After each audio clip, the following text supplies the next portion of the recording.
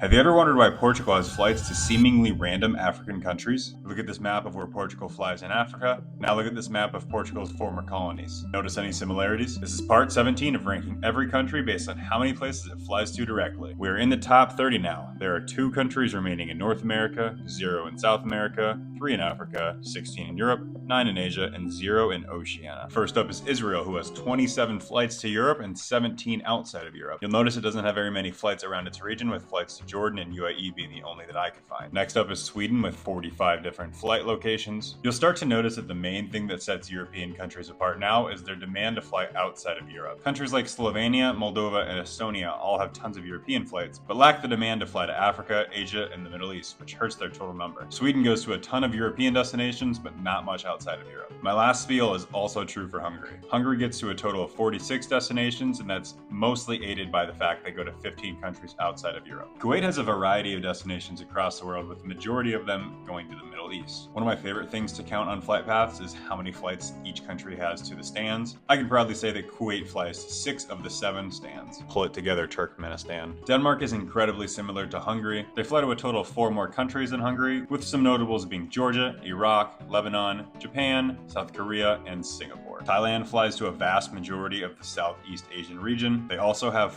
34 different destinations within China alone, which I think is a bit overkill. Another weird tidbit I found is that there are no direct flights to the US, and there haven't been since 2015. However, they're supposed to return in February 2025, so it shouldn't be much longer. As mentioned in the intro, Portugal has a fair number of flights down to Africa, with the majority of them being to their former colonies. It also means 13 direct flights to places in South America, 12 of which go to cities in Brazil, and the other going to Venezuela. There's also a random Cuban flight as well, which I don't fully understand, but it's there. The most populous country in the world has 54 international destinations from their many, many airports, including 3 that have over 100 total destinations. The majority go to the Middle East and Southeast Asia, but there are also a good amount in Africa and Europe as well. Poland flies to 57 countries, very similar to the other European countries. A couple to North America, a few to East Asia, and a few to the Middle East. You get the point. Last up is Greece, who obviously dominates the European market. They also visit nearly a dozen Middle East countries. That's all for part 17. Thanks for watching. 2 more parts left. Top 20 next episode.